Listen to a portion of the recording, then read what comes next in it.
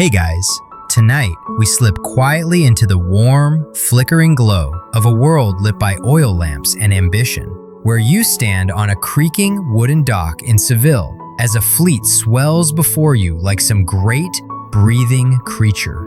You can feel the breeze tug at your sleeves, carrying hints of spice, sweat, and the dizzying promise of fortunes brought from oceans you've never seen.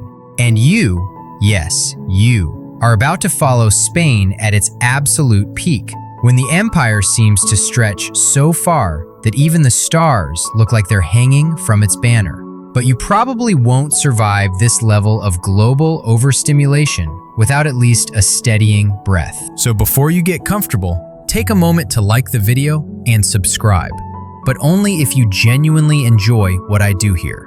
And while you're at it, tell me where you're watching from and what time it is, because somewhere out there, someone else is listening in the same sleepy twilight as you. Now, dim the lights, maybe turn on a fan for that soft background hum, and let's ease into tonight's journey together. You stand on that dock, not as a tourist, but as someone tracing the glow of power at its zenith. Spain's rise in the 16th century feels almost unreal in its speed and scope, like watching a fire catch every curtain in a house before anyone knows what's happening. One minute, it's a patchwork of kingdoms recovering from centuries of conflict. The next, it's hoisting the cross over Granada, planting flags across the Caribbean, and sending troops into Italy as if geography were a minor inconvenience. A mainstream historical fact you may already know: by the mid-1500s, Spain is not only the richest kingdom in Europe, but also the first empire on which the sun truly never sets. It sounds like a braggy LinkedIn tagline, but in this context, it's painfully literal. What you feel, standing there, is that mix of awe and imbalance that always comes before a great fall. And though the fall is centuries away, the cracks hum beneath your feet even now. Maybe it's the way the soldiers gossip about too many fronts. Maybe it's the merchants murmuring that Seville is drowning in laws thicker than the river sludge.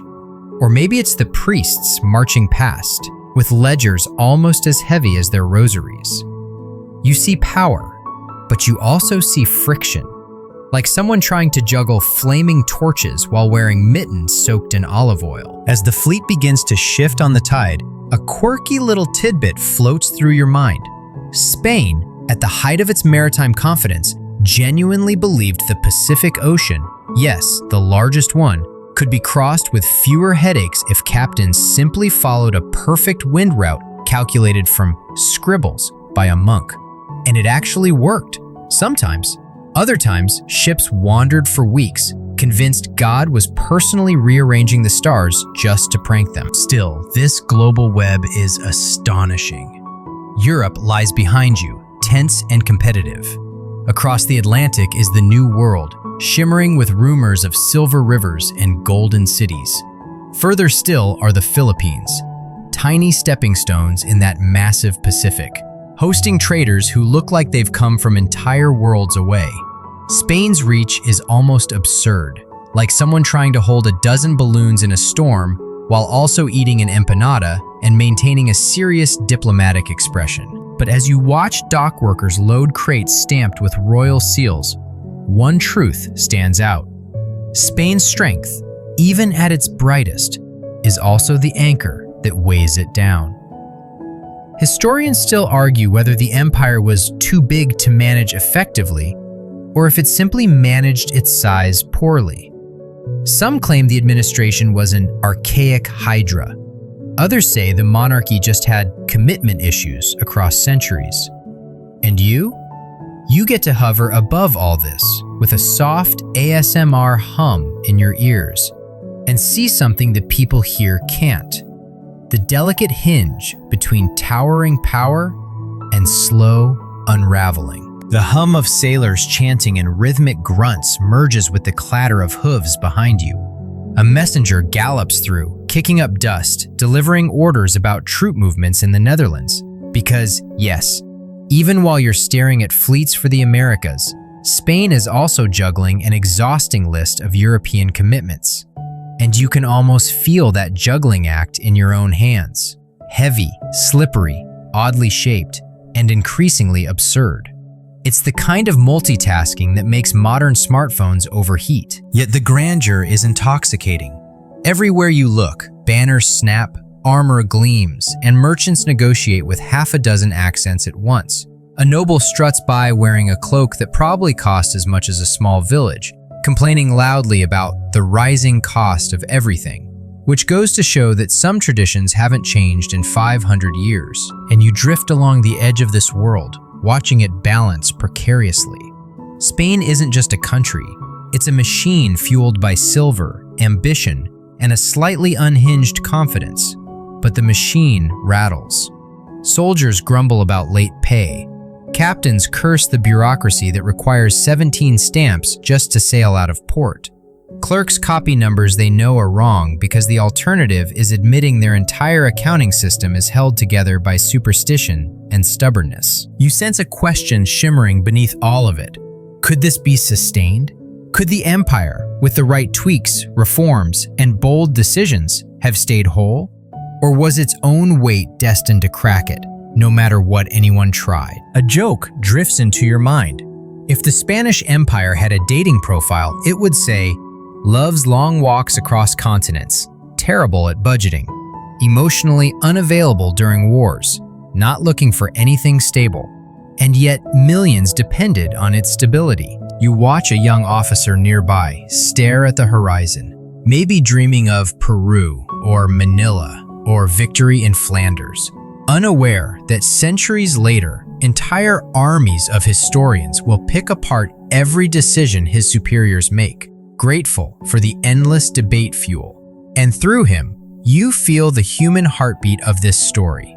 People trying to hold together something vast, magnificent, flawed, and fragile. Tonight, you walk beside them, seeing both the glittering armor and the rust beneath. And as the sun dips low and the first ship pushes slowly into the river's mouth, the story begins to expand around you like a restless tide, pulling you deeper into the empire's luminous rise and its uneasy future. You follow the ships upriver in your mind, drifting with them until the world reshapes itself into the deep interior of the empire, where the heartbeat of Spain's wealth thumps beneath your feet like a subterranean drum. You feel it before you understand it, the weight of silver pouring out of the Americas in a shimmering torrent so bright it blinds the people depending on it. It's intoxicating at first, like stepping into a vault filled with treasure you didn't earn, but very much planned to spend. But as you edge closer, that glitter starts to sting your eyes, reminding you of something uncomfortable. This river of wealth is both blessing and curse, the golden aura and the invisible chains. You're standing in a vaulted treasury room in Madrid, its stone walls cool, and its air carrying the faint metallic tang of freshly cast coins. Stacked ingots glint like sleeping reptiles, beautiful, cold, and dangerous if mishandled. A mainstream historical fact drifts gently into view. By the late 16th century, over half of all silver mined globally came from Spanish America, especially from places like Potosi. You'd think that would turn Spain into a sort of Renaissance Silicon Valley, flush with innovation, talent, and investment. But instead, you watch officials shovel this wealth into a furnace of debts, wars, and lavish consumption. Like someone who wins the lottery only to buy 17 gold bathtubs and a pet ostrich. One clerk sighs loudly as he records enormous sums that will, inevitably, shoot straight into the pockets of foreign bankers, particularly those in Genoa and Flanders. You can almost hear him muttering, "We are swimming in cash, but drowning in the bills." It's a fiscal paradox wrapped in a velvet pouch. Spain has wealth, but it's the kind that slips through fingers as quickly as it arrives, like trying to hold water in a sieve because you're too proud to patch the holes. And this silver river, so bright, so tempting, starts reshaping the economy around it in ways you can feel physically. Prices rise, wages stagnate, bread becomes more expensive than the priest's wine habit. The famous price revolution sweeps across Europe like an economic fever. Here's the quirky tidbit you didn't expect. Some villages blamed witches for inflation. Yes, witches. Apparently, instead of understanding global bullion flows, it felt easier to imagine that a woman with an unusually pointy chin had cursed the marketplace. But the real curse, as you sense while gliding through Madrid's narrow streets, lies in how this wealth distorts choices. Local industries, textiles, metallurgy, ceramics, wither because who needs to foster factories when ships are constantly arriving with coins heavy enough to sink a donkey? Why develop domestic production when you can just import silk from Asia, weapons from Germany, and luxuries from Italy?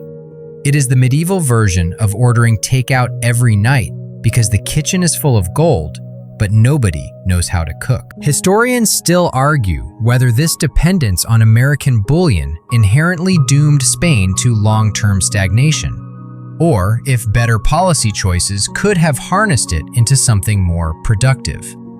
You get the sense, standing in a workshop full of idle looms, that the debate is still swirling in the dust motes dancing through the sunbeams. Some argue Spain simply lacked a strong middle class to channel that wealth. Others say it lacked political will to challenge entrenched elite privileges. You're the outsider, the quiet observer, watching all of this unfold through the soft filter lens of a late-night story. And the mismatched incentives keep piling up. Castilian farmers groan under taxes that feel heavier than the barrels of wine they haul, while nobles strut around exempt like walking fiscal loopholes. The government keeps borrowing, keeps spending, keeps digging deeper into commitments it can't sustain. You imagine the empire's treasury as a huge wooden chest filled with holes at the bottom and a frantic accountant on top pouring silver in faster than it leaks out. It's chaotic, stressful, and weirdly familiar.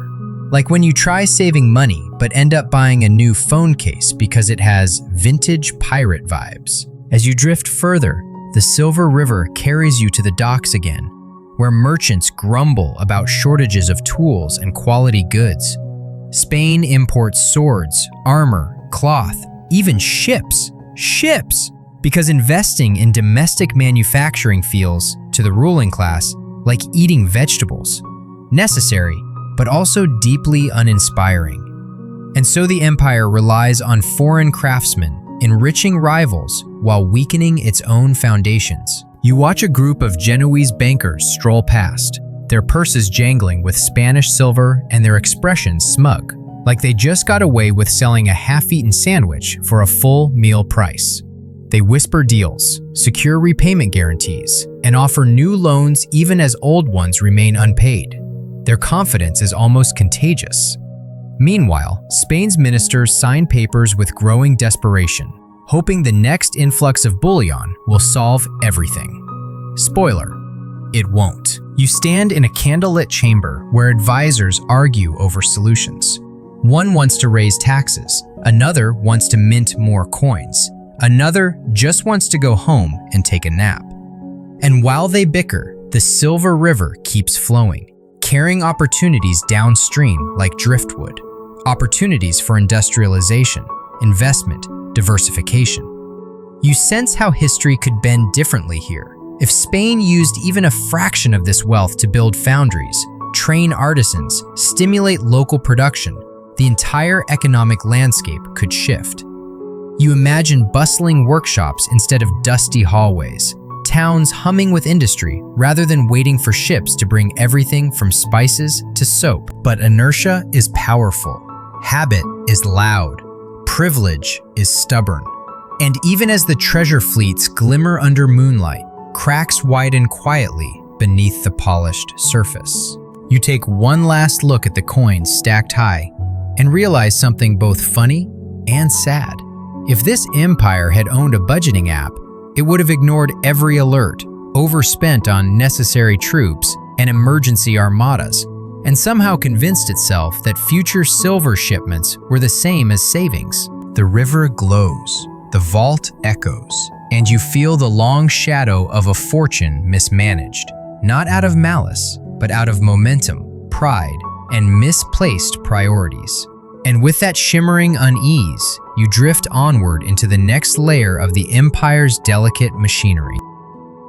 You move now from the glittering vaults and humming docks into a quieter, more uneven part of the empire's anatomy, the tax machinery.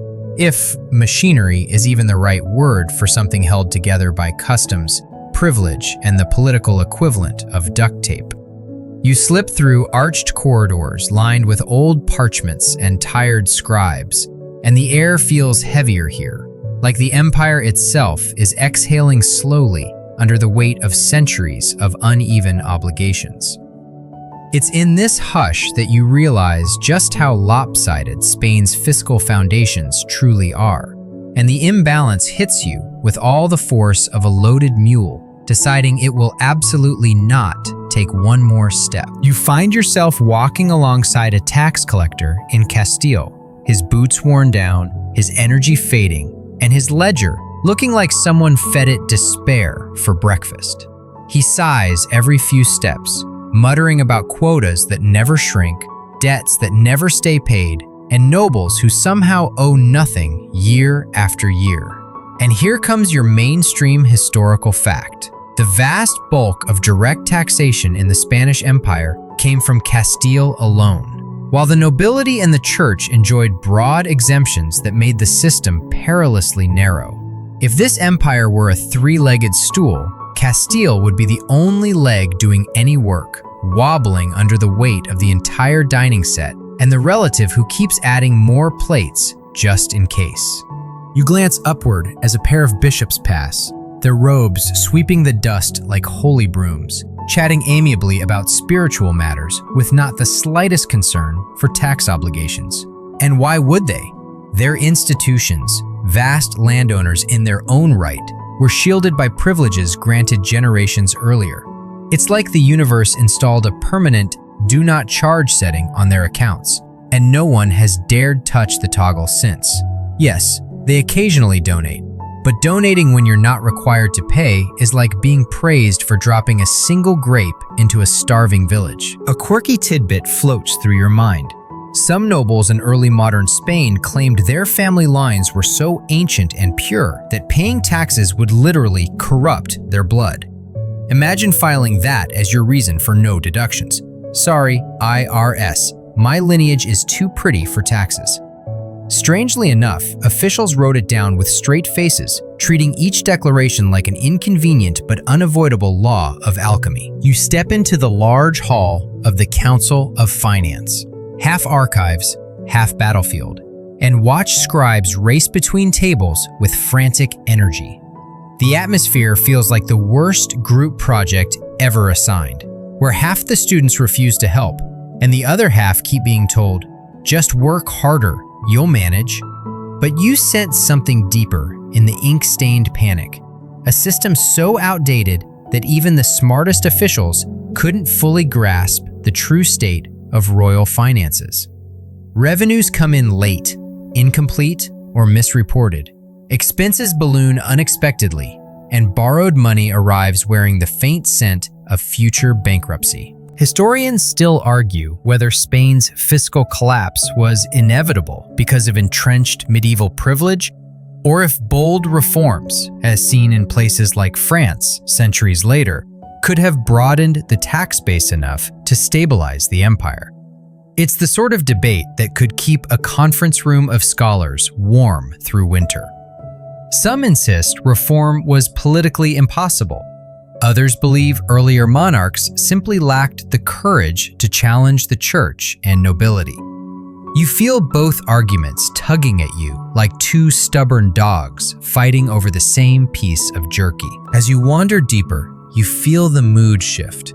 There's a palpable sense of resentment among commoners, and you can't blame them. Imagine carrying a backpack filled with rocks while someone next to you carries a balloon, and then being told you're both sharing the load. Farmers, merchants, artisans. These are the people keeping the empire solvent, even as silver from the Americas creates the illusion that everything is fine. And when that illusion cracks, it's Castile that receives the bill, often before the ink even dries. You overhear a merchant complaining that the crown is taxing wool exports again to pay for yet another conflict in the Netherlands. He throws his hands up in frustration, muttering something about how His Majesty's military tastes cost more than a wedding between two royal cousins. It's a joke, and yet painfully accurate. The empire's wars, constant, sprawling, expensive, lean heavily on Castile's taxed shoulders, while privileged estates remain politely uninvolved. And then there's the borrowing, an ever-expanding carousel of obligations. Spain's relationship with foreign creditors becomes almost comically codependent, like a couple who know they're bad for each other but keep going back because nobody else understands them. The crown defaults several times. One could say it's Spain's least charming hobby. And each time, officials swear they'll make the system more sustainable. Spoiler, they don't. A beam of sunlight illuminates an oversized ledger on a central table. You lean over and see an entry for extraordinary wartime expenditures, though by now, extraordinary has become so ordinary it should probably be renamed the usual. The treasury clerks look tired enough to sleep standing up, but they keep writing, knowing the next silver fleet might buy them a moment's relief. Until, of course, Britain or France intercepts it, and then everyone panics while trying to figure out how to pay for soldiers, ships, and the king's increasingly elaborate taste in palace renovations. A joke pops into your mind. If Castile had a group chat with the rest of the empire, every message would be, "Hey, can you guys help with rent this month?" And all the replies would be variations of, "Sorry, busy being symbolic and noble. Good luck though." You almost hear the sad reaction emojis. But beneath the humor lies the slow tightening of a fiscal noose. Spain's tax system isn't just unequal, it's rigid, resistant to change, and utterly unsuited for the kind of sustained global empire the crown is trying to run. If anything, it feels like someone building a skyscraper on top of a single support beam made of old wood and wishful thinking. You picture an alternate world where kings challenge exemptions, broaden contributions, and modernize their fiscal administration early. In that version of history, Spain might have built a sturdier base, one that could handle the weight of ambition without cracking. But in the world you're drifting through tonight, the cracks widen softly, invisibly, like stress lines in old marble. And though no one sees the full danger yet, you do. You feel it humming under your feet, steady and growing, like a warning in the dark. You drift now from the tax halls into the quieter workshops and dim forges of Spain's towns, places that should be ringing with hammers, alive with spinning wheels, humming with invention. Instead, you find rooms where dust settles more confidently than ambition, where half-finished tools lie abandoned like someone walked out mid-sentence and never returned. The lamps flicker against stone walls, casting long shadows across idle looms, and you feel the uneasy truth settle into your chest. Industry in Spain never truly woke up, even as silver thundered through the kingdom like a noisy, glittering distraction. You step into a textile shop in Toledo, where the looms sit eerily still. A weaver absently fingers a bundle of wool, complaining softly that he simply can't compete with cheaper, finer cloth flooding in from Flanders and Italy. A mainstream historical fact brushes past your shoulder. By the late 16th century, Spain imported staggering amounts of manufactured goods, silks, firearms, tools, even though it possessed the resources and population to make them itself. It's like watching someone with a pantry full of ingredients walk past their kitchen every day to buy overpriced takeout because the menu looks fancier. But you sense more than simple economic missteps. The attitude here feels almost philosophical, as if too much silver has lulled the kingdom into thinking that making things is beneath its imperial dignity. Why bother fostering a thriving industrial class when America's mines can buy whatever you need? Why train smiths when German blades are just a few coins away? Why nurture local shipyards when Genoese craftsmen practically glow with expertise? It's dysfunction dressed as convenience. A quirky tidbit warms the edges of your mind. Some Spanish nobles of the era genuinely believed engaging in manufacturing was dishonorable, something fit only for commoners. Owning land, horses, and shiny titles? Noble. Running a workshop? Practically scandalous. Imagine refusing to learn a useful skill because it might smudge your lineage. It's the 16th century equivalent of saying, "Sorry, can't start a business. Family reputation won't allow me to touch profit margins." You step into another room, a blacksmith's forge, where tools rust faster than the apprentices can polish them.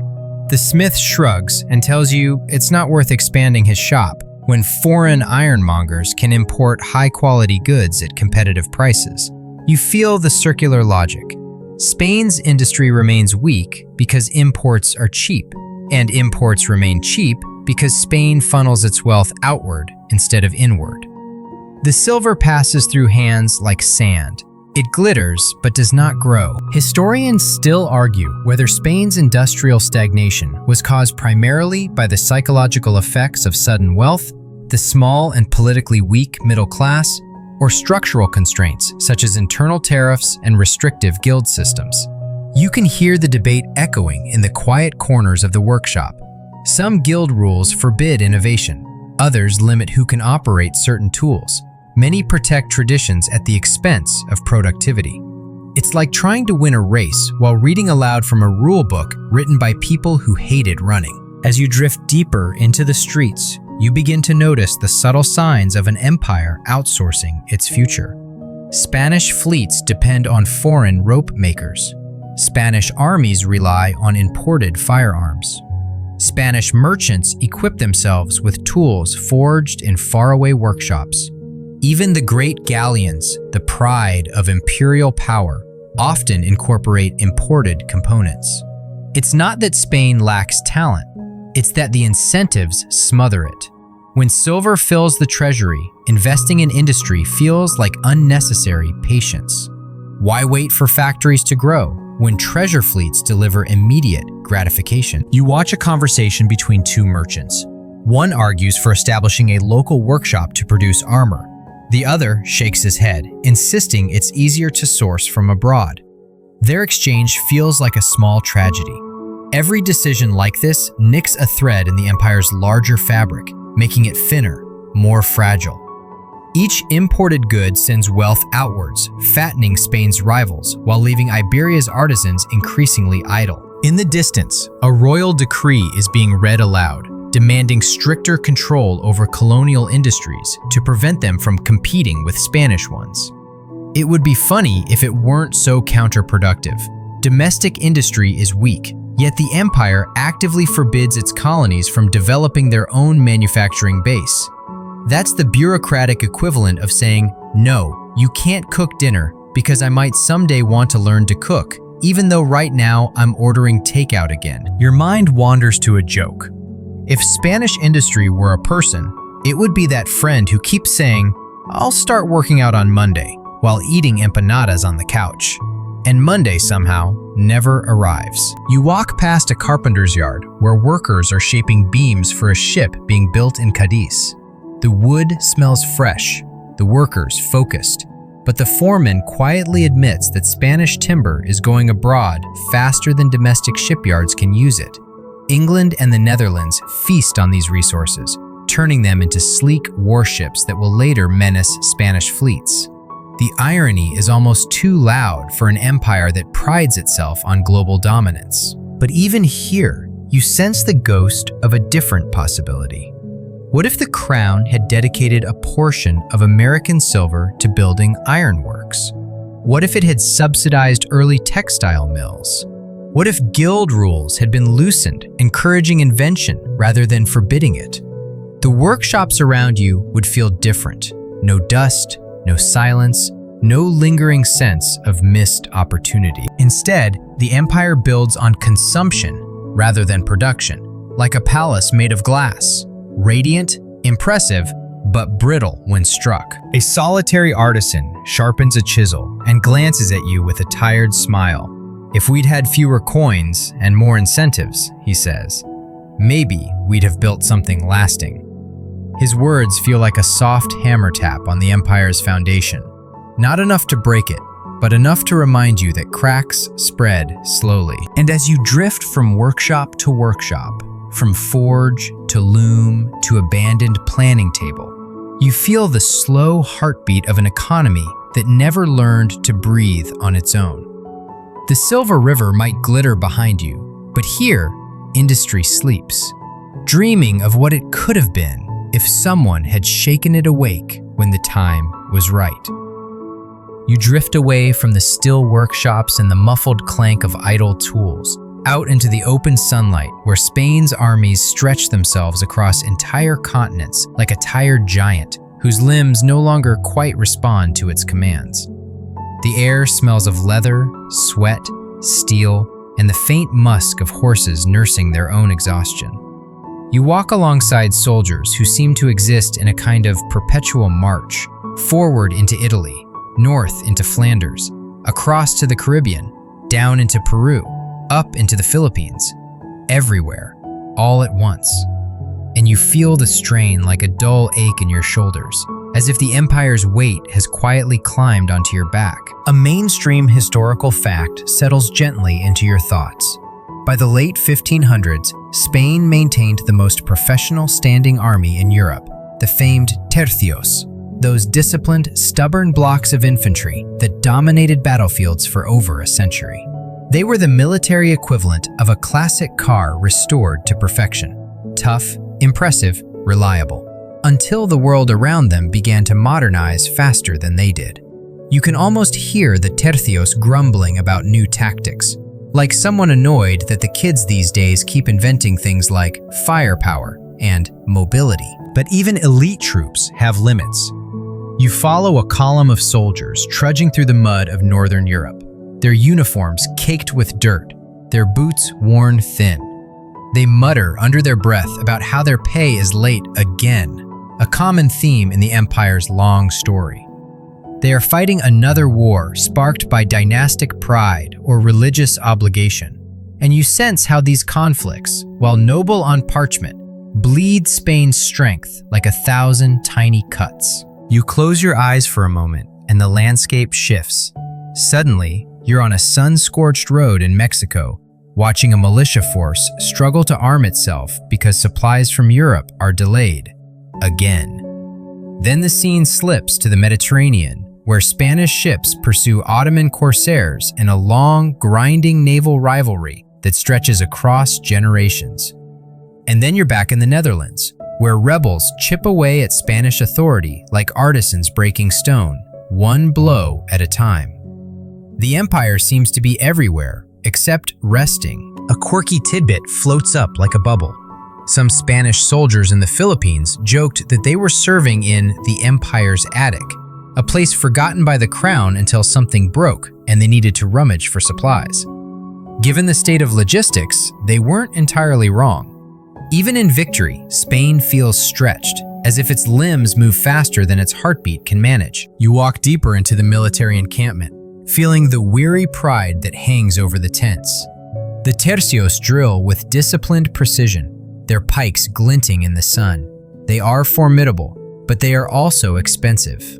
Maintaining seasoned troops in multiple theaters for decades is like running a fleet of vintage cars. It impresses your neighbors, but empties your wallet faster than you can refill it. Historians still argue whether Spain's geographic overextension was the inevitable result of Habsburg obligations, or if the crown could have chosen a more restrained posture, focusing on protecting trade routes and consolidating territory rather than defending far-flung claims or intervening in endless European conflicts. You see both sides here: the temptation to be everywhere, to maintain prestige, to uphold alliances, and the quiet, rational voice whispering that a global empire does not need to personally fight every battle on the continent. You listen to soldiers complain about the Camino Español, the famed military road that linked Italy to the Netherlands. It's an engineering marvel and a logistical nightmare, requiring endless maintenance to move troops through hostile or neutral territories. One arquebusier mutters that if he has to march that route one more time, he'll personally negotiate peace just to avoid the blisters. You laugh softly because you can almost imagine him doing it. But beneath the jokes lies a chilling truth. Spain's military machine is overstretched not just by distance, but by strategy. Instead of prioritizing the Americas, its lifeline of silver, or securing key naval choke points, it pours manpower into dynastic wars with diminishing returns. The Netherlands alone becomes a bottomless pit for troops, gold, and patience. You feel the drain in every corner of the camp. Supplies delayed, salaries unpaid, commanders improvising plans because proper reinforcements are stuck on a road 3 months behind schedule. The landscape shifts again, carrying you to the Caribbean, where Spanish forces struggle to fend off pirates, privateers, and rival powers. The sea lanes groan under the pressure of protecting treasure fleets, and yet resources remain fixed on European theaters. It's like someone obsessively polishing their silverware while ignoring a leak in the roof. You watch a captain unfurl a map, its edges frayed, its ink fading. He points to territories scattered across oceans like confetti. His voice carries both pride and exasperation. How, he asks the weary officers around him, is one crown meant to defend all of this at once? The question hangs in the humid air, unanswered. You walk with him toward the campfire where soldiers eat their meager rations. They joke about being everywhere at once, the original overworked freelancers. One pokes his stew and says, "If the king wants us in so many places, he should at least send better cooks." Another raises a brow and adds, "Or pay us on time." The laughter that follows is soft and tired. And yet, you feel something heroic in their persistence. Despite the impossible workload, the tercios remain loyal, fierce, and remarkably effective for decades. They win battles they shouldn't, hold lines they shouldn't, and march further than any infantry of their age has any right to. But even the best soldiers can't defy physics. Distance stretches supply lines until they snap. Communication lags by months. Reinforcements trickle instead of flood. The empire's frontiers become too long, too thin, too fragile. You picture another path, one where Spain consolidates early, prioritizing the Caribbean, Mexico, Peru, and the Pacific routes. One where the Netherlands becomes a negotiated settlement rather than an endless crusade. One where African outposts and Mediterranean conflicts are strategically pruned. In that timeline, you see Spain's armies smaller but sharper, its treasury less strained, its ambitions still grand but grounded. Here, though, the tension persists as wind rustles the banners over the camp. You feel the weight of a giant trying to stride across the world with legs just slightly too short.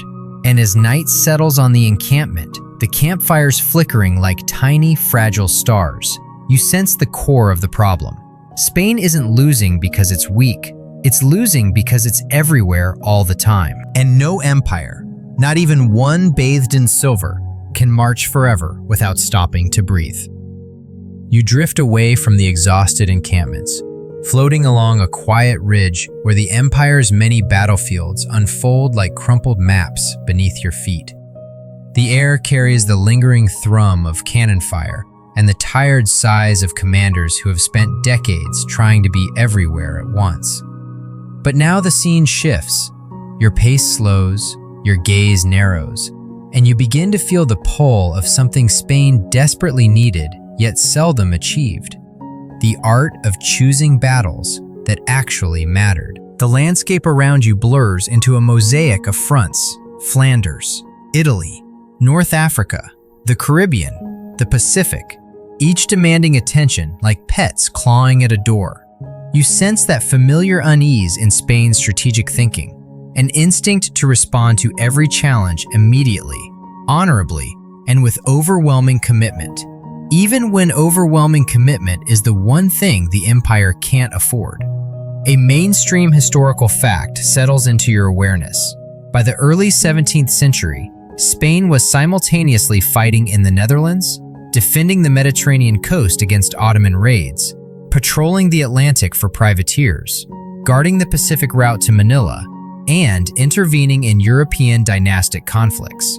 In other words, if multitasking were a military doctrine, Spain had turned it into an Olympic sport. You stand beside a general, poring over a massive map. His eyebrows make the same shape as someone trying to calculate their taxes for the first time. Painful, confused, and quietly panicked. Red markers show enemy movements in Flanders. Blue markers cluster anxiously around Milan. Little ship icons scatter across the oceans like nervous fish. You watch him try to decide which crisis is the most urgent, but everything looks urgent when you refuse to prioritize. A quirky tidbit brushes your ear. At one point, Spanish commanders joked that the best way to win wars was simply to hope their enemies got bored first. And honestly, with commitment stretching across hemispheres, sometimes boredom really was the only viable strategy. You lean in closer, sensing the contradictions. Spain had tremendous strengths, its tercios, its treasure fleets, its early naval prowess. But these strengths were diluted every time the crown insisted on defending symbolic prestige rather than strategic necessity. Flanders, for instance, became a black hole for manpower. Yes, controlling the Low Countries carried political and dynastic significance, but the returns were slim compared to the staggering cost. Meanwhile, the Caribbean, the literal artery through which American silver flowed, was often under-defended.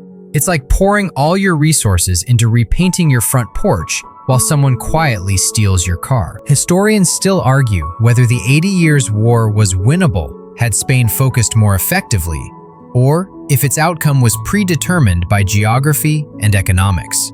You feel the debate humming beneath your feet. Some claim the Netherlands were too wealthy and too stubborn to suppress permanently. Others argue that an early diplomatic compromise could have preserved a friendly buffer state without the decades-long bloodletting. You sense both possibilities in the dim candlelight of the general's tent. The scene changes again. Now you're walking beside the coastline of Andalusia, watching small, fast-moving English privateers slip between fortifications like mischievous cats exploring a pantry. These raids, while annoying, weren't existential threats. And yet, Spain funneled resources toward retaliatory armadas instead of strengthening the convoy system. You can almost hear the royal advisors convincing themselves, this time, the fleet will succeed. As if naval warfare were a motivational poster instead of a logistical nightmare. You drift onward to a dusty frontier town in Peru, where local officials beg for reinforcements to defend against indigenous uprisings and foreign intrusions. Reinforcements don't come. Not because Spain doesn't care, but because the empire's priorities are scattered like loose documents in a windstorm. The Americas generate the empire's wealth, yet armies there often operate on shoestring budgets. It's the strategic equivalent of putting your phone on airplane mode while trying to navigate a city. You think you're being efficient, but you're actually just lost. A soldier sharpening his sword glances up at you with a wry grin. The king wants us in 3 places at once, he says, so maybe next year he'll fund cloning. His sarcasm has the warm, resigned tone of someone who already knows the answer. Reinforcements are always needed and rarely available. You step inside a command tent in Naples, where officers debate whether to commit troops to the 30 Years' War. Their voices rise and fall like waves, pride pushing them toward intervention, reason tugging them back toward restraint. One younger officer points at a map of Spain's American possessions and says, "If these fall, everything falls." His senior colleagues nod politely and then continue planning the European campaign anyway. It's like watching someone acknowledge the existence of vegetables and then order another plate of pastries. You imagine yourself leaning over the map, whispering unheard advice. Prioritize the arteries, protect the seas, consolidate the Americas. negotiate in Europe. But your voice, like so many good ideas, dissolves into the tense, smoky air. And then you feel the shift, a softer, more contemplative moment. The empire's strategic overextension was not born of stupidity, but of legacy. The Habsburg monarchs inherited commitments they felt duty-bound to uphold. Honor, faith, dynastic pride, all noble in theory, became heavy weights strapped to the ankles of strategic planning. Spain kept sprinting with those weights on, even as its breath grew shallow. You picture a different future, one where Spain reduces its commitments in Italy, accepts a pragmatic settlement in the Netherlands, and focuses on securing the Caribbean, New Spain, and the Pacific. In that version, you see fewer overworked tercios limping across Europe. You see stronger fortresses guarding Havana and Cartagena.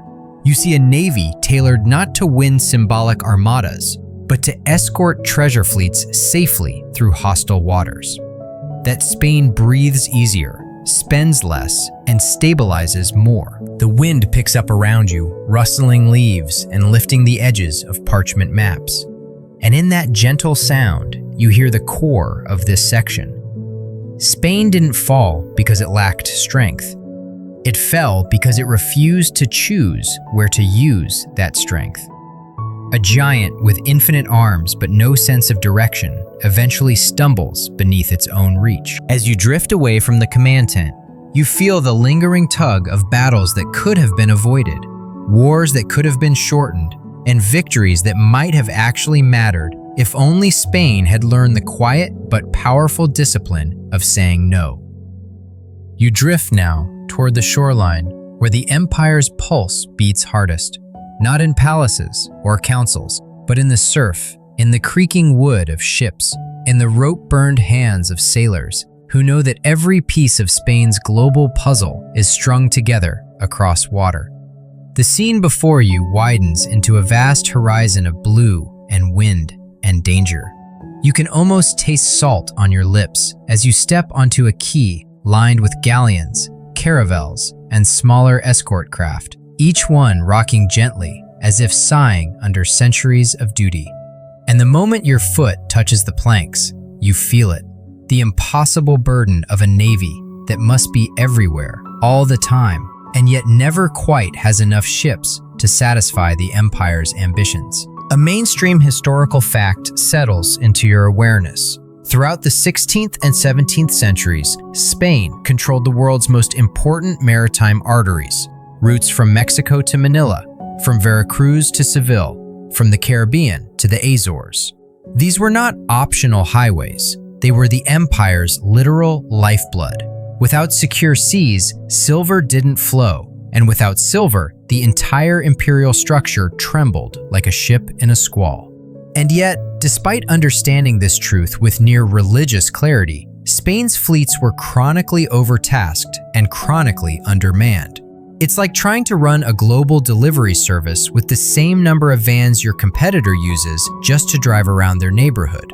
You walk along the dock and overhear sailors joking that the Navy's motto should be, "We'd love to help, but we're already somewhere else." A quirky tidbit bubbles up. Spanish sailors in the Caribbean once referred to their patrols as ghost routes because they were expected to cover so much ocean that they sometimes felt like they were haunting the sea rather than guarding it. You feel that ghostliness as you pass ship after weary ship, their hulls patched, their crews exhausted. The scent of tar and citrus fills the air as barrels of preserved lemons are rolled onto a supply boat, an attempt to fight scurvy that arrives a century later than it should have. The sailors cheer anyway, because anything that isn't hardtack counts as a miracle. One of them leans against a railing and mutters that he spent more years at sea than on land, and yet every time he asks the Admiralty for reinforcements, they send him prayers instead. You nod sympathetically. Prayers are good, but enemy ships have a way of ignoring them. Spain's naval problem isn't incompetence, it's geography. The empire's holdings form a constellation, but one stretched so widely that lines between the stars are long and fragile. You drift upward in your mind, seeing the glowing beads of territory across 4 oceans. Caribbean ports glitter like jewels. Pacific islands shimmer like tiny lanterns. Iberian harbors glow with the steady hum of trade. But every connection between them is a thin blue thread, vulnerable to storms, piracy, rival empires, and sometimes just plain bad luck. Historians still argue whether Spain's naval weakness after 1600 was inevitable due to resource constraints, or whether mismanagement and poor strategic allocation played the larger role. Some say no empire of the era could protect so many sea routes simultaneously. Others claim Spain simply refused to adapt, clinging to lumbering galleons long after rivals embraced sleeker, faster ships. You can sense both arguments swirling around you as you step aboard a galleon anchored for repairs. Its deck smells of pitch and wood shavings, its ribs exposed like the bones of some ancient sea creature. A shipwright explains that half his lumber is warped and the other half overdue. He gestures toward a set of blueprints that show a new design, narrower hull, improved rigging, but funding for the prototype keeps getting diverted to another European war. "We could have been faster," he says, "if the Crown ever stopped fighting long enough to let us breathe." His voice carries the resignation of a man who knows what could be and what will never be, because priorities are pointing in the wrong direction. You follow a squad of sailors as they board a smaller escort vessel destined for the Caribbean. They move with a mixture of pride and weariness, slinging their sea bags over shoulders and joking about whether their next voyage will involve actual battles or just chasing phantom sails across empty horizons. One jokes about starting a betting pool on how many months it will take before their pay catches up to them. Another swears he'll retire to a quiet village and never look at water again, except in a glass. Yet as the vessel pulls away from the dock, you feel the sea open beneath your feet, revealing both the majesty and the cruelty of Spain's maritime burden. The ship rides wind and waves with practiced grace, but you sense how few escorts exist in proportion to the enormous task of guarding treasure fleets. Every convoy requires multiple layers of defense: fast scout ships, heavy galleons, supply tenders, emergency reinforcements, and yet commanders rarely have enough hulls to build a truly secure formation. It's like trying to keep an entire neighborhood safe with a single night watchman. The ocean changes moods as quickly as the empire shifts priorities. One moment, calm swells carry you gently. The next, dark clouds gather and the horizon sharpens into that razor-thin line sailors dread. On stormy nights, the biggest threat isn't England or France or Dutch privateers. It's simply the Atlantic, reminding Spain that ambition has to answer to nature. You feel the deck rise and fall beneath you, and you understand why sailors whispered superstitions into the wind. The empire's fate depended on wooden ships crossing unpredictable seas while carrying fortunes so heavy they warped their own planks. You picture a different world, one where Spain invests early in shipyards, standardizes designs, trains larger cadres of professional sailors, and stations permanent squadrons at strategic points. In that world, you see convoys moving like clockwork, ports fortified with modern bastions, and rival powers less eager to test Spanish resolve. But here, in the world you're drifting through, the Navy is heroic yet insufficient, gallant but overstretched, skilled but undermanned, vast but never vast enough. As your ship sails onward into the endless blue, the wind brushing your face like a cool sigh, you feel the weight of an empire asking too much from its fleets.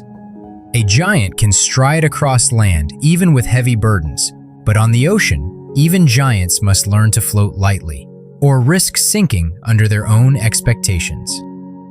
You drift inland now, away from the crashing surf and the rhythmic groans of tired galleons, and step into a different kind of battlefield. One made not of mud and cannon fire, but of paper, quills, seals, and committees stacked so tall they cast shadows longer than cathedral spires. The moment you enter Spain's administrative world, you feel a shift in the air. It's heavier here, thicker, like the atmosphere inside a storeroom packed with centuries of dusty regulations and very determined spiders. And you sense immediately that this labyrinth of councils and charters and privileges is where the empire's grand machinery truly falters. You find yourself standing in a corridor of the Alcazar in Madrid. The walls are lined with portraits of monarchs who stare down at you with regal intensity, as if daring you to understand the nested puzzle boxes of their rule. Nearby, clerks shuffle past with stacks of documents so large they look like they're carrying firewood. The faint scratching of quills echoes through the halls, soft, relentless, and somehow more exhausting than marching across Flanders. A mainstream historical fact flickers gently into your thoughts. Spain's imperial administration was famously complex, built around a patchwork of overlapping councils: the Council of Castile, Council of the Indies, Council of War, Council of Finance, Council of Aragon, and a few others that seem to exist solely to make sure nobody gets home before midnight. Each council had influence, none had full authority, and all had a habit of slowing decisions until they resembled geological processes. If you ever feel unproductive at work, just remember that some royal edicts took years to pass because the wrong official went on pilgrimage. You walk through a chamber where officials argue over jurisdiction, whether a particular decision belongs to the Council of War, the Council of the Indies, or maybe the Council of, why do we even have so many councils? A tired minister rubs his temples and mutters that he's been waiting 3 months for a stamp from a department located literally down the hall.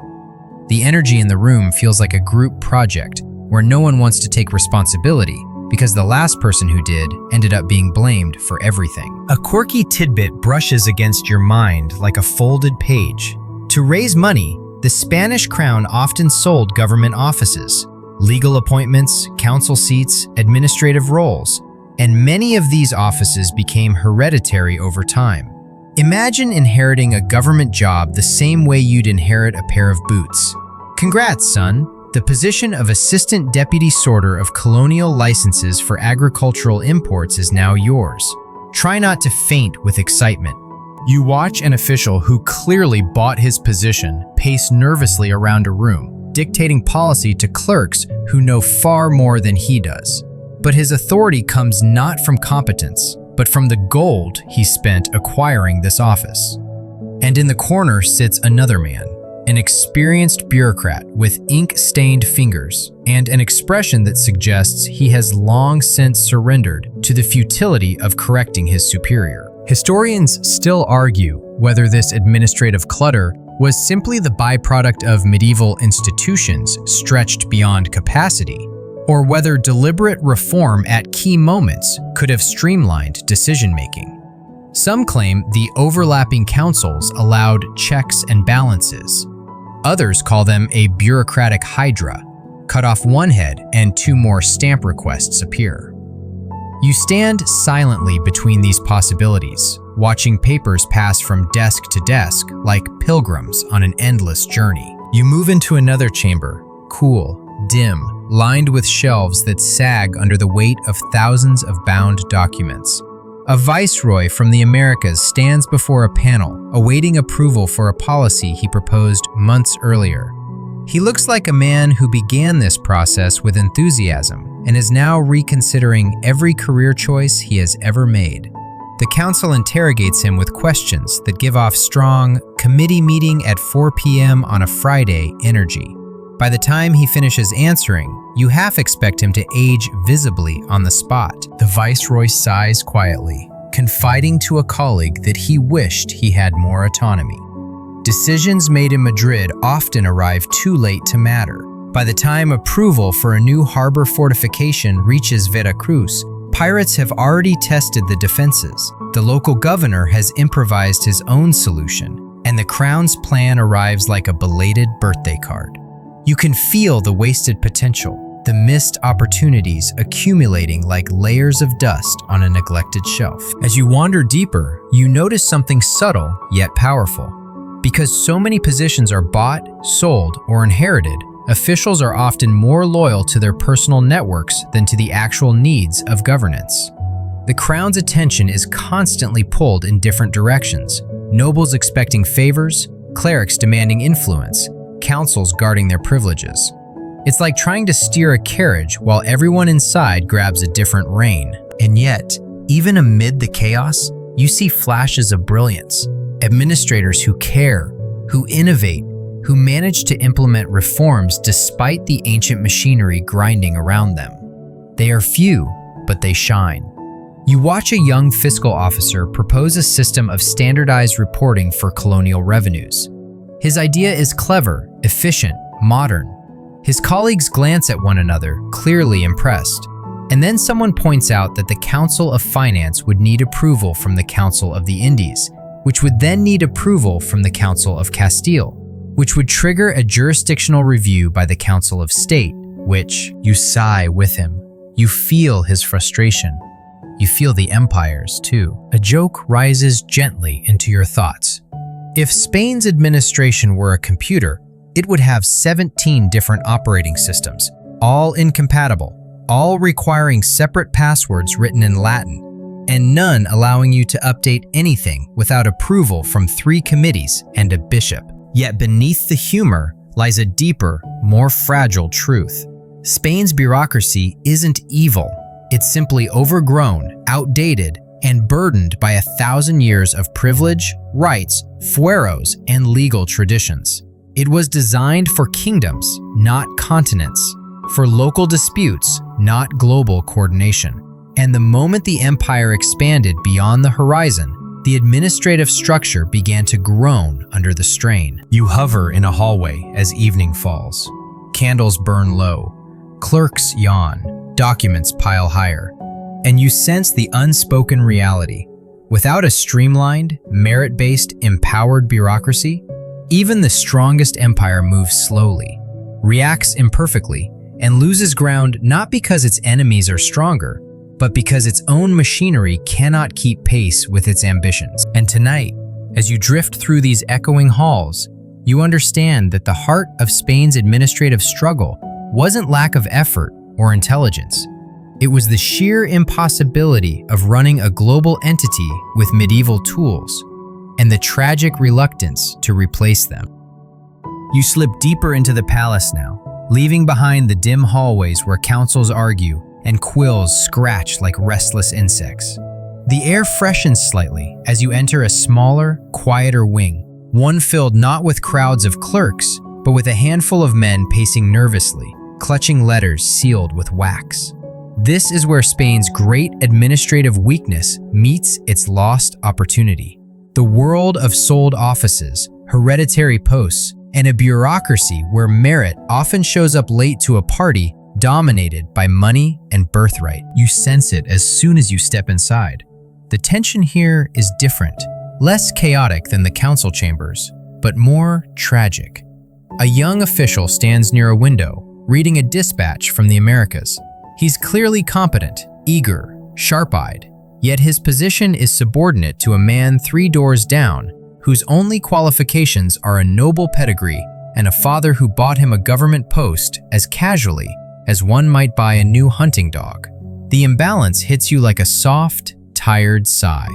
This is the empire's quieter wound. A mainstream historical fact settles into your thoughts. Spain routinely sold public offices, judgeships, treasury posts, administrative seats, even military commands to raise money quickly. These sales grew especially common during financial crises, which, given Spain's habit of fighting on multiple fronts, happened with almost comforting regularity. Many of these offices became effectively hereditary, cementing a class of bureaucrats more interested in preserving personal privilege than improving state capacity. You feel the weight of that choice echoing down the corridors like footsteps from long-dead treasurers. A quirky tidbit floats into your awareness. Some applicants wrote flowery letters insisting they deserved prestigious posts because their grandfathers once showed exemplary Christian zeal during a procession, as if waving a candle at the right moment was equivalent to managing colonial finances. And somehow, these arguments occasionally worked. You don't know whether to laugh or gently lie down on the floor in resignation. You enter a chamber where two officials, one inexperienced but well-connected, the other seasoned but powerless, debate a policy meant to improve oversight in New Spain. The older man tries to explain practical logistics. The younger one interrupts confidently with suggestions that reveal he has never seen a map of the Americas, let alone governed anything larger than his own ego. Yet he's the one holding the seal that makes decisions legal. Watching him work is like watching someone try to assemble a ship by tapping each plank with a silver spoon. Historians still argue whether the sale of offices was a fatal flaw or an unfortunate necessity. Some scholars defend it as a stabilizing force.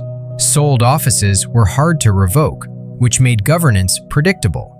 Others argue the system suffocated Spain's chance to develop a nimble, modern bureaucracy. You can almost hear them debating in the dust. Was the problem the system itself, or the lack of meaningful reform that allowed mediocrity to become institutional?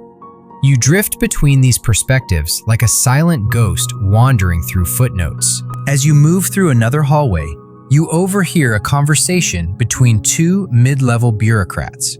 One complains about being passed over for a promotion yet again, because a noble family purchased the position for a cousin. The other shrugs and says, "Merit is a luxury for richer kingdoms." His voice carries a bitterness sharpened by decades of watching capable hands tied by golden chains. And you sense the long-term cost. Talented administrators leave or become apathetic, while those with influence, not skill, steer the empire's most delicate machinery. Spain wasn't unique in selling offices. France did it too. But Spain clung to the practice even as its global responsibilities ballooned. You picture the empire as a vast ship with patched sails and mismatched oars, commanded by captains more concerned with displaying their uniforms than plotting efficient routes. Yet the sailors, competent, experienced, often ignored, are the ones pulling the weight. There's a moment that catches your breath. A young fiscal officer stands before a pile of reports from the Philippines. He's broken down the data neatly, identified discrepancies, and created a plan to reduce corruption. His supervisor skims the summary, nods once, and pushes it aside, explaining that implementing reforms would offend several powerful families. You feel something inside the young officer sag. He'll try again, maybe, or maybe not. 1,000 empires crumble, not through invasion, but through 1,000 moments like this, when good work dies quietly. You picture an alternate timeline, shimmering around the edges of the room. In it, Spain embraces merit-based appointments early. Viceroys rise from proven administrators. Treasury officials are selected through exams. Military commands reward talent rather than lineage. Guild rules loosen. Colonial feedback flows upward instead of stagnating under layers of privilege. The entire empire breathes differently, lighter, tighter, more resilient.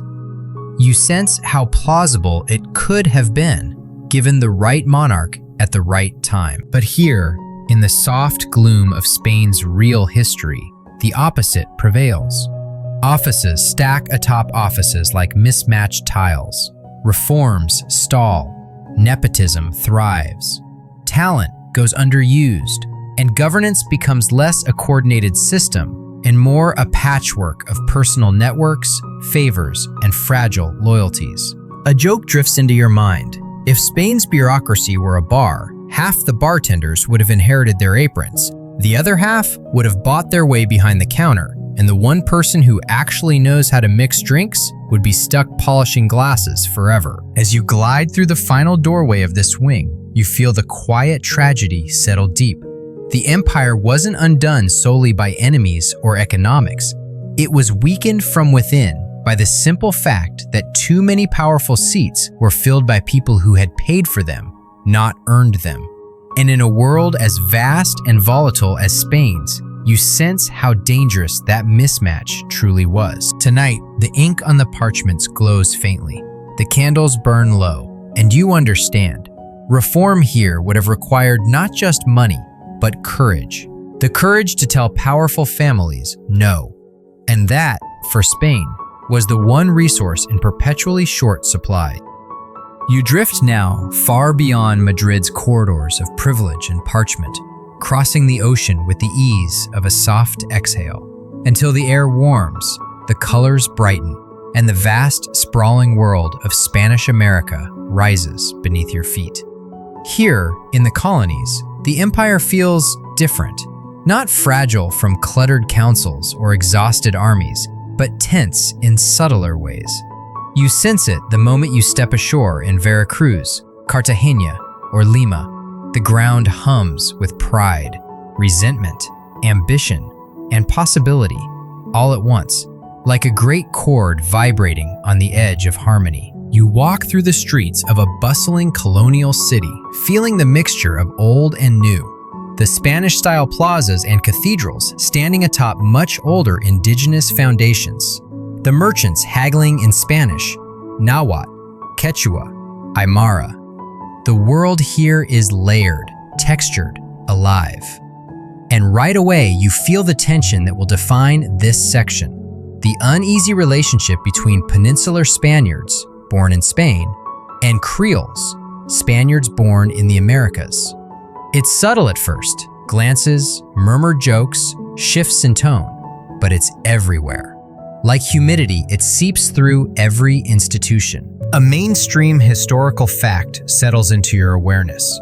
Although Creoles made up the bulk of the wealthiest elites in the Americas, landowners, merchants, clergy, they were systematically excluded from the highest administrative and military posts.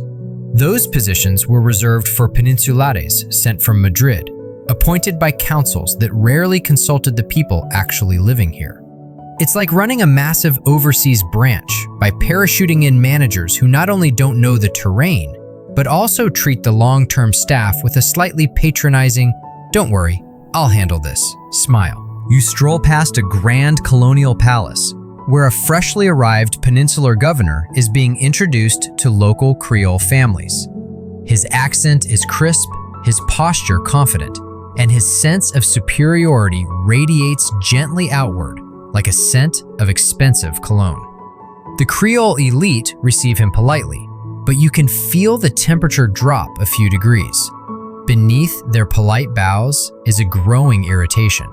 Why should someone born thousands of miles away automatically outrank them in their own homeland? A quirky tidbit floats into your mind. Some Creoles joked that Madrid assigned peninsular officials out of a giant hat, names pulled at random, regardless of talent. And when a particularly incompetent administrator arrived, the locals would whisper that the hat must have been feeling mischievous that year. Whether the hat actually existed is debatable, but the humor reveals something deeper, a sense that imperial appointments were arbitrary, remote, and culturally disconnected. You wander to a university courtyard, maybe in Mexico City or Lima, where a group of young Creole scholars debate philosophy and law with passionate fluency. These students are brilliant, well-educated, ambitious, and yet, no matter how skilled they become, most will never rise beyond local roles because Madrid reserves the top positions for outsiders. You feel the sting of wasted potential in the warm afternoon air. Historians still argue whether Creole exclusion was the inevitable result of Spain's desire to keep tight control over its colonies, or whether a smarter, more flexible administration could have co-opted Creole elites into positions of shared power. You can feel both arguments in the stones beneath your feet. Some scholars insist that Creoles were always destined to break away. Others argue that meaningful integration, higher posts, military commands, greater autonomy, might have kept them loyal for generations longer. You walk through a provincial town where a Creole militia drills in the dusty square. Their uniforms are worn, their muskets mismatched, but their pride is unmistakable. The local commander, a seasoned Creole officer, tells you quietly that if the crown trusted them more, invested in local training, gave them modern equipment, these militias could be formidable. Instead, Madrid often treats them as auxiliaries, useful but not dependable. You feel the sting of that insult settle into the soil. Nearby, a group of indigenous laborers transports goods along a rough stone road. Their presence reminds you that Spain's colonial world isn't just a two-tier system of peninsulares and creoles. It's a multi-layered society with indigenous nations, African slaves, mestizos, and mixed identities shaping daily life. But in this section, your focus stays on the power dynamic between the two elites, whose relationship could have determined the empire's longevity. You arrive at a port where Creole merchants watch rival foreign traders slipping illicit goods ashore. Smuggling is everywhere: British, Dutch, Portuguese. The Creoles shrug because the crown's restrictive trade policies often leave them with few alternatives. They want prosperity, diversity of goods, growth. Instead, imperial law channels all commerce through a rigid, slow, corruption-prone monopoly.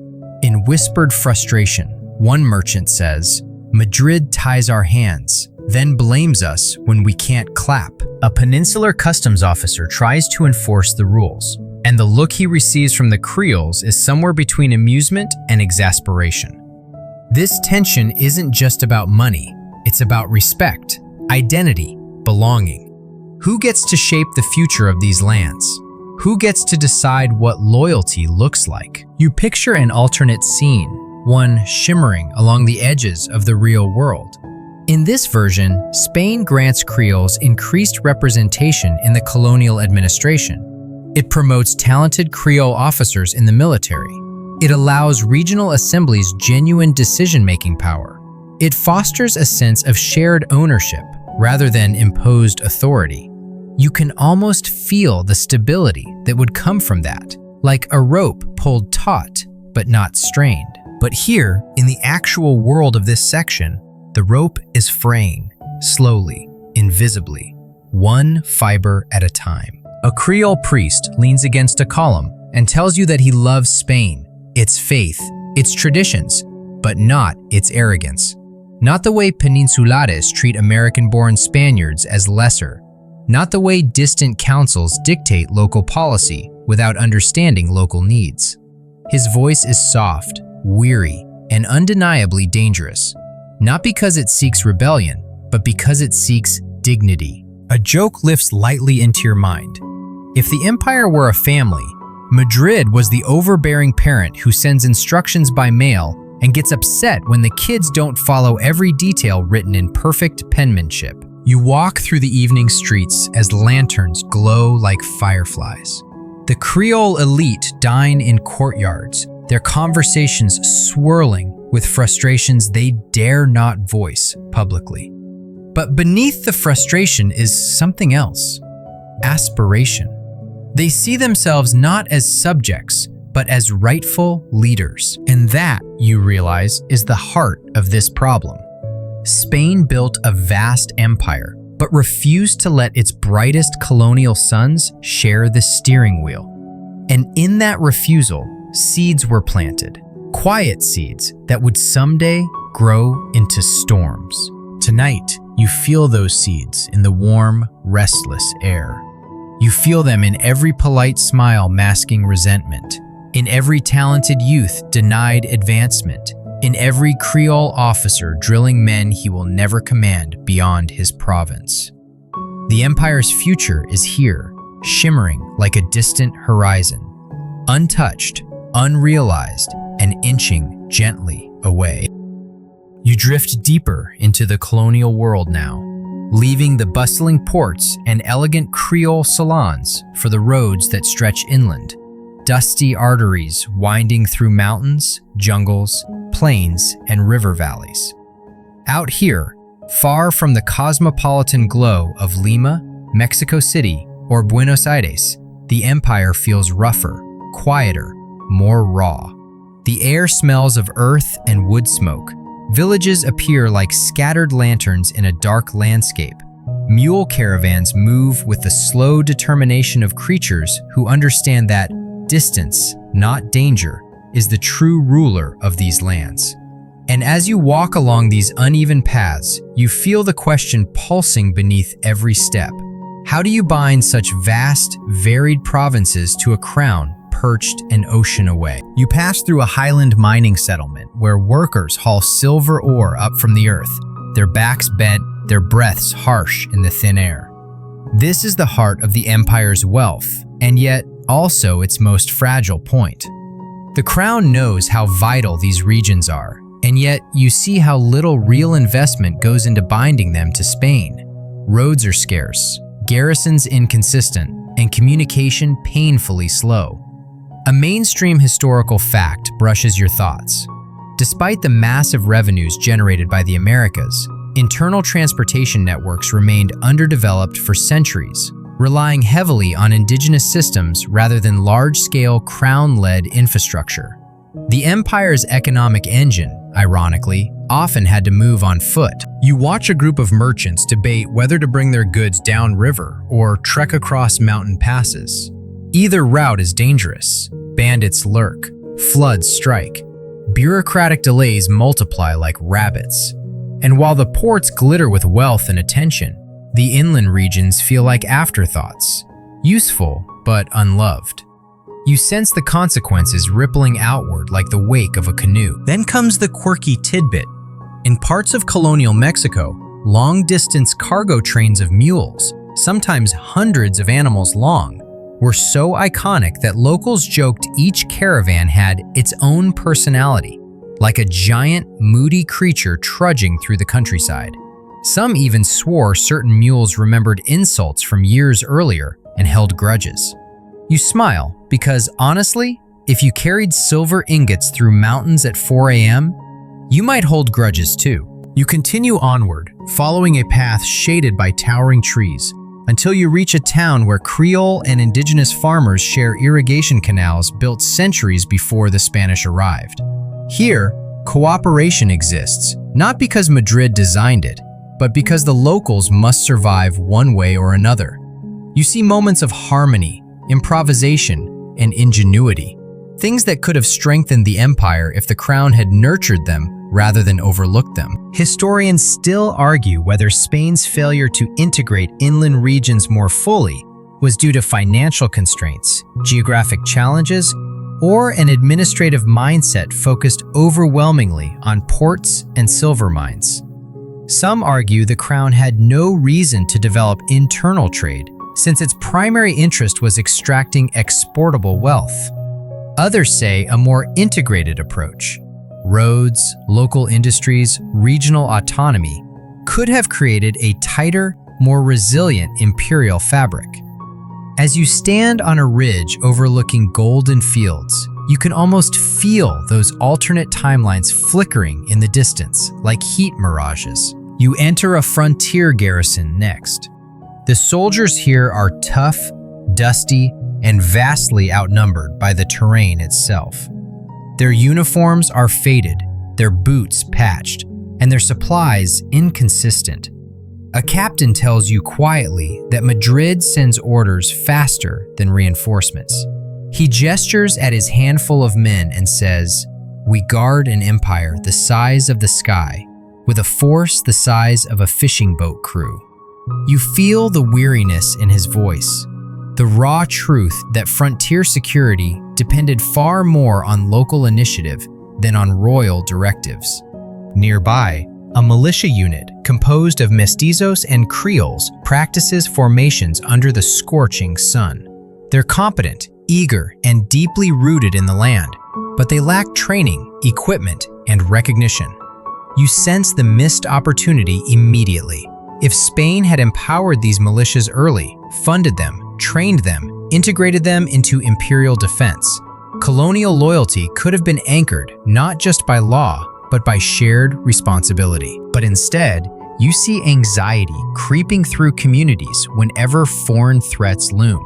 British ships off the coast, Portuguese encroachments in the Amazon, Russian Pacific expeditions, French ambitions. And too often, the crown's response arrives late or thin. The colonies must improvise. They must rely on their own strength, their own alliances, their own networks. And in doing so, they learn something dangerous. They can function without Spain. A merchant in a remote Andean valley shows you a warehouse stocked with goods, waiting months for safe passage to the coast. He taps a crate and says, "If the crown helped us build better roads, we'd triple our trade." He shrugs, but the money goes elsewhere. He doesn't say Europe. He doesn't have to. You imagine a different world, one where Spain invests early in roads, forts, postal routes, river ports, and regional markets.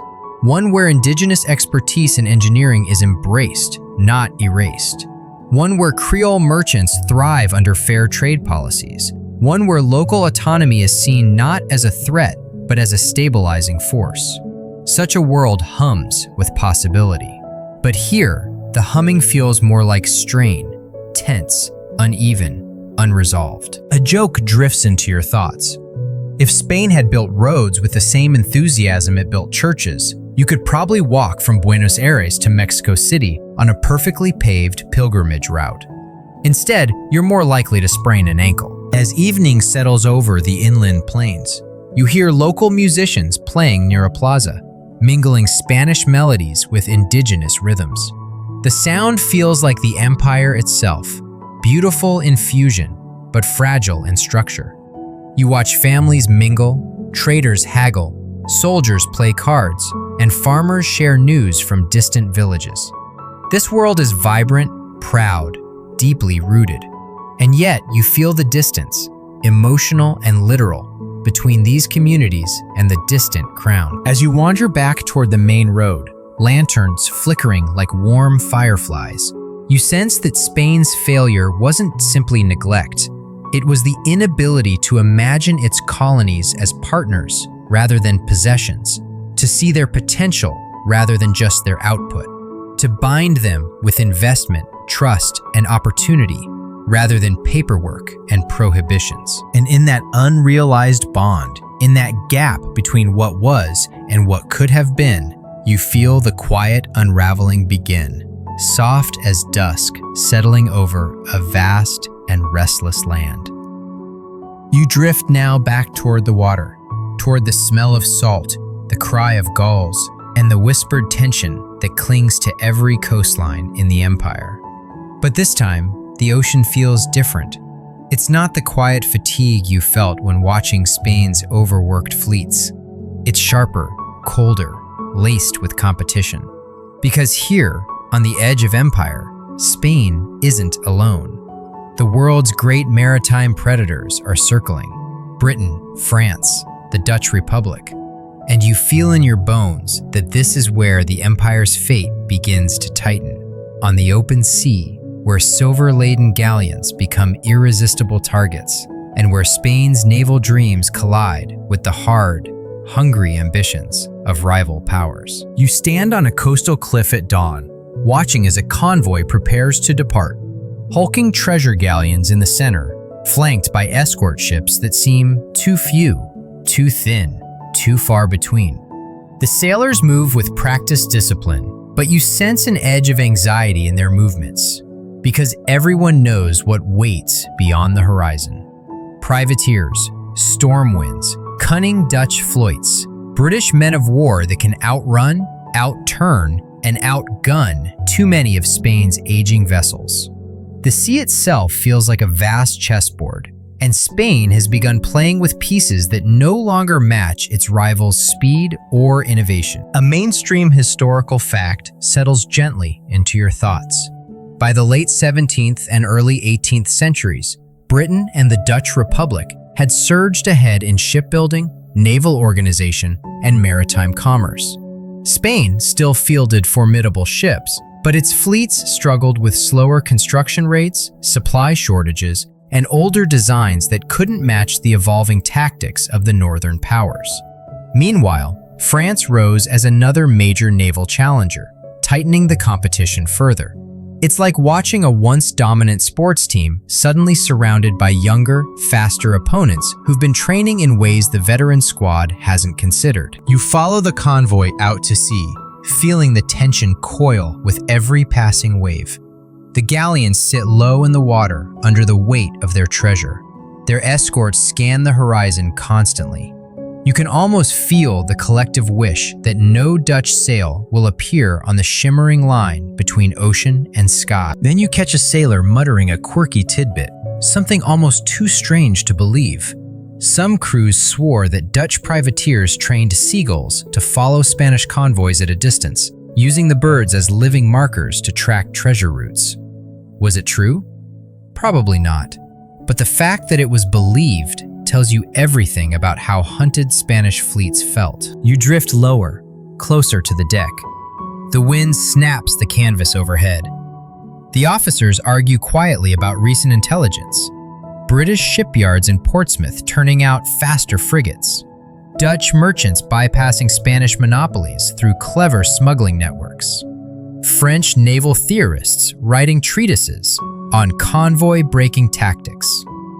You feel the encroaching pressure of three rival powers, learning, adapting, innovating, while Spain continues relying on a system built for a very different century. Historians still argue whether Spain's maritime decline was inevitable due to geography and economy, or if targeted reforms could have reversed the trend. Some scholars point to the immense cost of defending so many sea lanes. Others insist that Spain failed to modernize its fleets, shipyards, and training doctrine at the pace needed to keep up. You stand quietly between these analyses, watching a shipwright explain that new warship designs proposed years ago still haven't been funded because the Crown was busy financing European campaigns. The wind sharpens, clouds gather, and suddenly, the crew erupts into activity as lookout cries ring across the ship. Sails on the horizon, too fast, too low, too many. Dutch flags. The escort ships scramble to position themselves. Cannons roll into place. The treasure galleons tighten into defensive formation like turtles withdrawing into shells. But the attackers move with frightening efficiency, their lighter hulls carving through the waves like blades. You feel the panic, the sweat, the shouted orders. And in that moment, the Empire's vulnerability is laid bare. Spain's wealth is vast, but it moves slowly. Its rivals are smaller, but they move quickly. The strategic equation is cruelly simple. As cannon smoke drifts across the deck, you slip away from the battle, carried by a gentle shift of the narrative into calmer waters. The battle may end in victory or loss. It doesn't matter for the story. What matters is the recognition that Spain plays defense while rivals play offense. Spain guards treasure while others seize opportunity. Spain reacts while others innovate. You arrive at a fortified island outpost, maybe Havana, San Juan, or Manila, where the stone walls are thick, the cannons impressive, but the garrison's small and short on supplies. The officers complain that reinforcements always seem to arrive 6 months after the crisis ends. A captain runs his hand over the weathered rampart and says, "If only the Crown understood how much these islands matter." You realize he isn't talking about pride. He's talking about logic. If Spain loses the sea, it loses the empire. Nearby, a merchant whispers that contraband goods from British and Dutch ships slip into ports almost daily, eroding Spain's trade monopoly. Locals buy them because they're cheaper, better, and more plentiful. And just like that, another thread in the imperial web loosens. A joke flickers into your thoughts. If Spain's monopoly system were a store, it would only be open on Tuesdays, only accept exact change, and require 4 forms of documentation, while a better-stocked competitor runs a 24/7 shop right next door. You drift through yet another harbor, this one in the Pacific, where Spanish galleons limp into port after a year-long voyage from Manila. Their sails are torn, their hulls creaking, their crew exhausted beyond words. The journey across the Pacific isn't just long, it's lonely. There are no friendly ports along the way, no repair bases, no supply stations. It is the ultimate act of maritime endurance. and you feel how dangerously exposed Spain's Pacific network is without fortified waypoints or stationed squadrons. You picture an alternate world shimmering softly beside the real one. A world where Spain allocates a fixed share of American silver to naval modernization, where shipyards hum with activity, where Manila galleons have escort stations in Guam or the Marianas, where Havana becomes a world-class naval base decades before it does in real history, where Spanish fleets train regularly, adopt new ship designs, and match the agility of northern rivals. In that timeline, the seas feel different, less threatening, more controlled. The empire breathes easier. But here, in the soft twilight of Spain's actual history, the winds of competition blow steadily harder. The rivals grow bolder, the sea lanes grow longer, and Spain, proud and stubborn, sails on with fleets that are brave, beloved, and increasingly outdated. As you stand on the deck of a ship, rocking gently under the starlit sky, you feel the truth settle around you like cool mist. An empire that spans oceans must master the oceans, or the oceans will slowly pull it apart. You drift now toward the docks again. Same salt, same gulls, same restless winds, but the atmosphere has shifted. It feels more speculative, like the air crackles with the electricity of unrealized potential. Tonight, you're not just observing the Spanish Navy as it was, you're feeling the version of it that could have been. A sleek, reformed, forward-thinking force that might have rewritten the empire's maritime destiny. You step onto a vast shipyard platform, the wood warm beneath your feet from the late afternoon sun. Sawdust floats through the air like golden snow. Workers shout, hammers ring, ropes snap taut with practiced ease. And in the middle of it all stands a set of blueprints so fresh the ink still gleams. Sharper hull angles, improved ballast distribution, reinforced masts, everything Spain needed but implemented too slowly. You run your fingers just above the parchment, not touching, only sensing the ghost of possibility. A mainstream historical fact brushes into your awareness.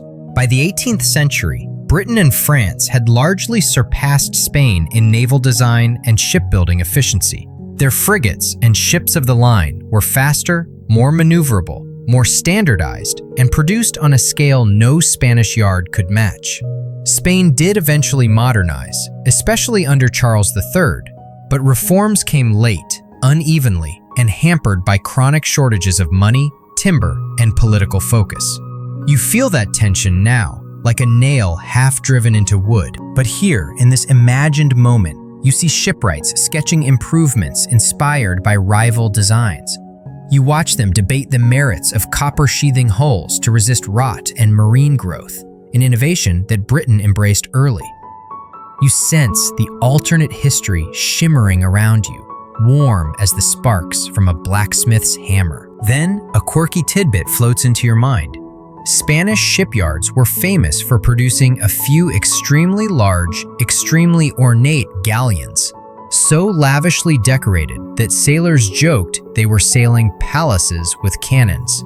Beautiful? Yes. Practical? Only if your battle plan involves blinding the enemy with dramatic flair. You spot one such carved figurehead nearby, an angel with an expression so intense it looks like it's judging your entire life's decisions. You wander through the yard, drifting between scaffolds and half-finished hulls. Foremen argue about lumber shortages. Carpenters beg for more iron nails. Master shipwrights complain that their best design proposals are stuck in bureaucratic limbo. It's the same story you felt in Madrid's corridors.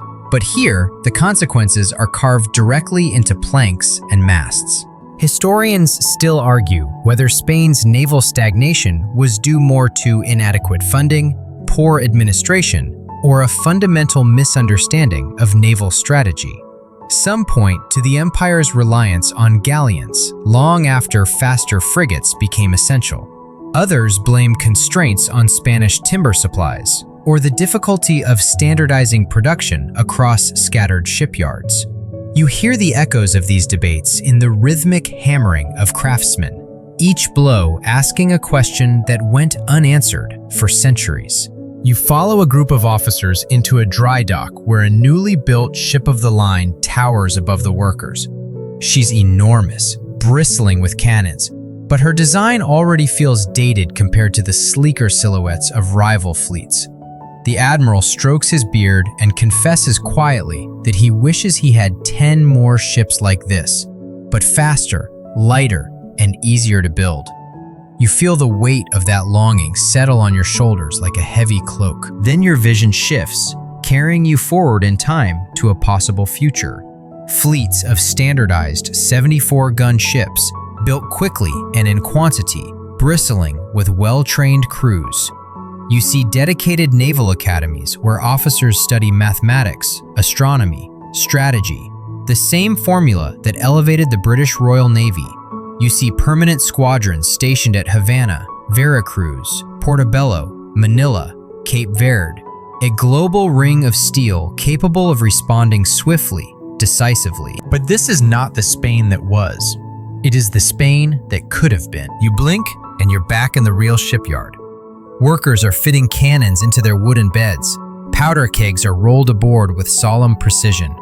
A boat builder smacks the hull affectionately and mutters that this ship, at least, won't sink unless she wants to.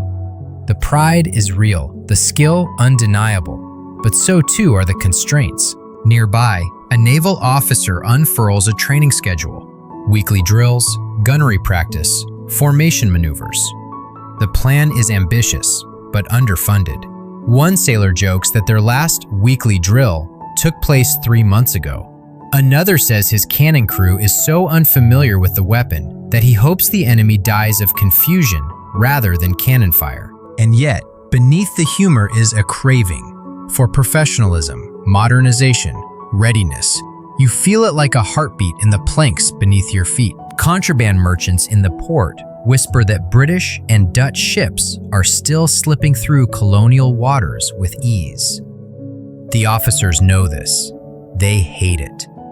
They want squadrons capable of pursuing those sleek foreign frigates, but their ships lack speed, and their crews lack the constant training that turns sailors into predators. A gust of wind carries your attention toward the ocean, and there, shimmering on the horizon, you imagine Spain's hypothetical navy, an armada reborn, not as a grand but unwieldy hammer, but as a flexible, forward-deployed force.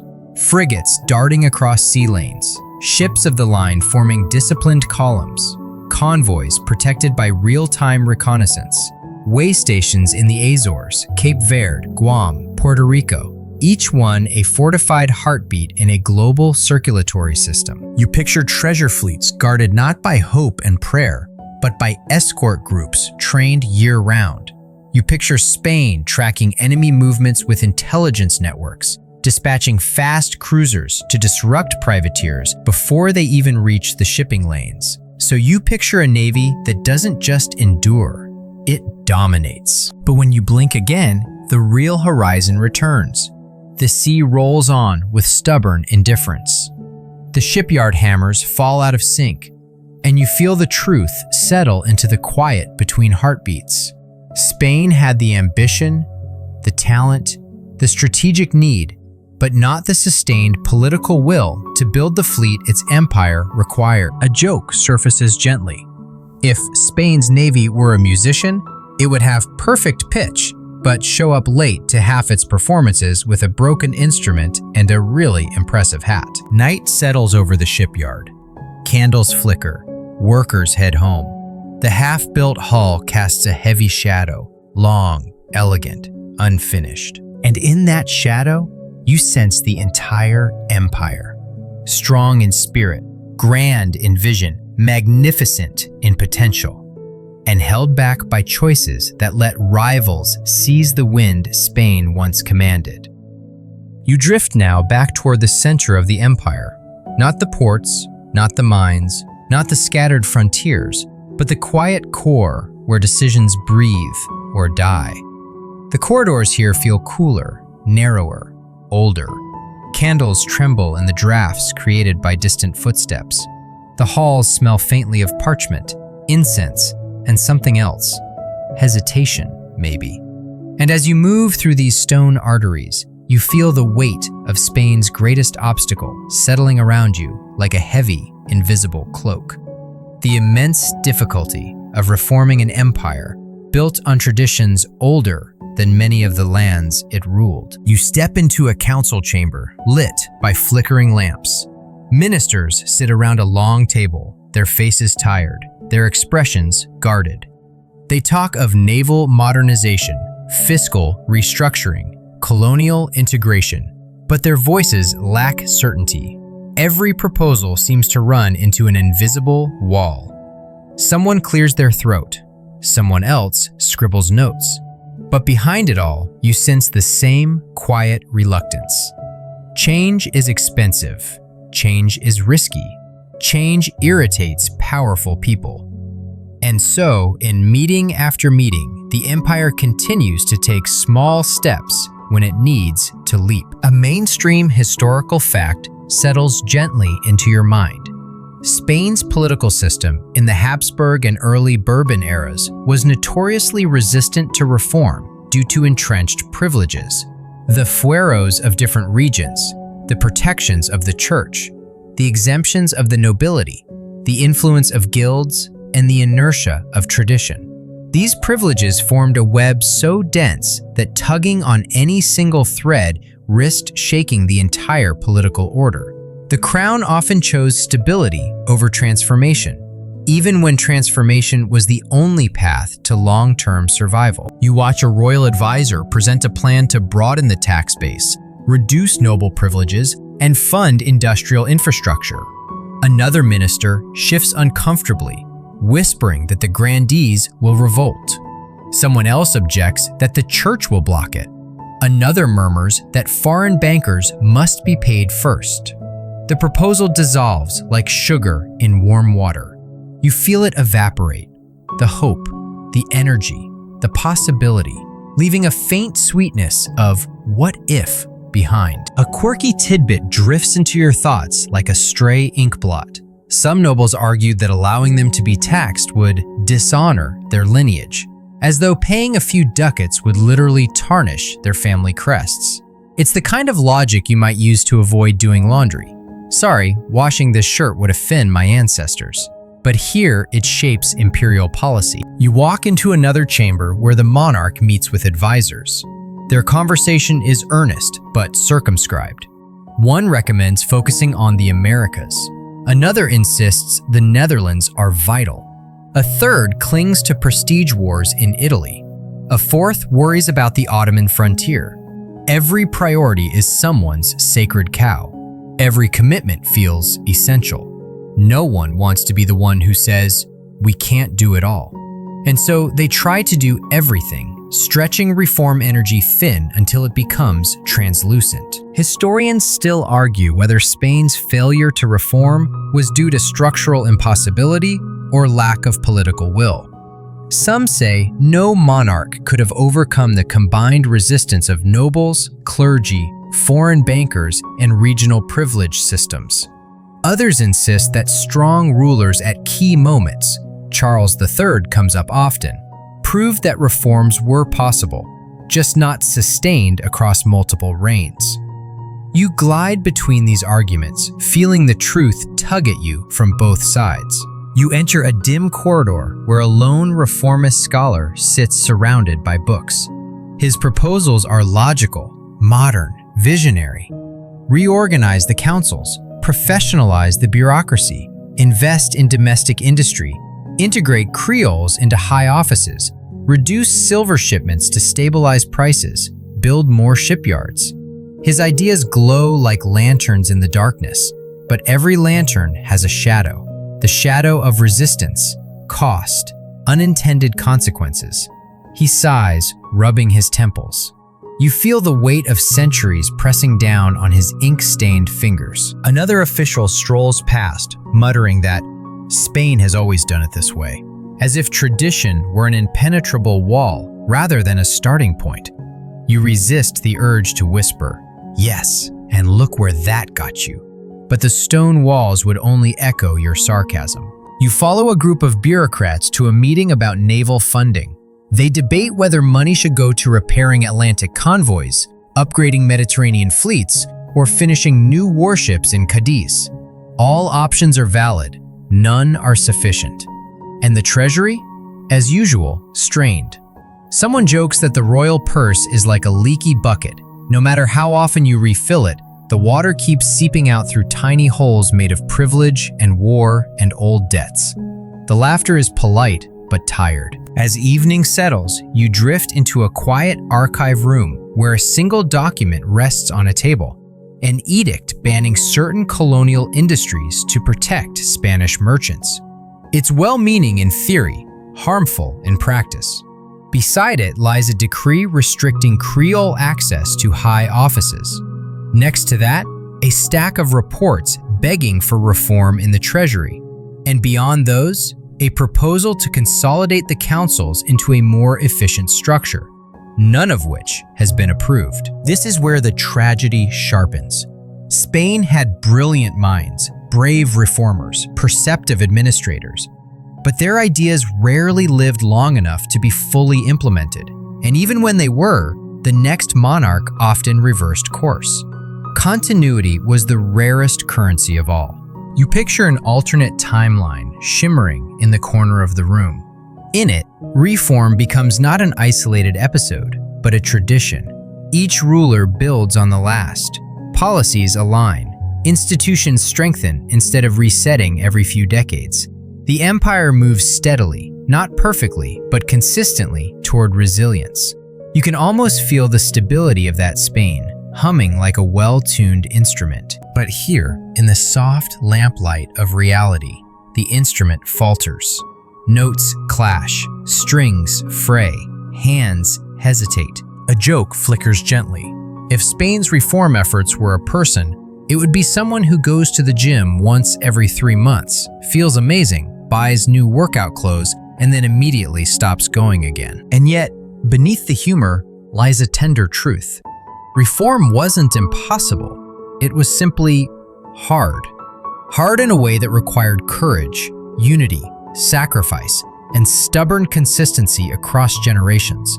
The kind of effort few empires ever managed to sustain. As the candles burn low and shadows grow long, you feel that truth settle like soft dust along the room's shelves. Spain fell not because it failed to see what needed to be done, but because seeing was easier than changing, and changing was harder than the politics of its age could bear. You drift now toward the edge of everything, the edge of history, the edge of the empire, the edge of the long, winding narrative you've been walking through like a quiet traveler in the night. The air feels different here, softer, more speculative, as if you've stepped into a room where the past and the possible sit at the same table, sipping wine and comparing notes. This is where the story shifts, not from what Spain was, or even what it failed to fix, but into what it might have been if all the pieces we've explored had aligned just right. You stand on a high balcony overlooking a vast map of the world, spread out like a living tapestry. Mountains rising in shadow, oceans shimmering in moonlight, fleets and caravans moving like breaths across the earth.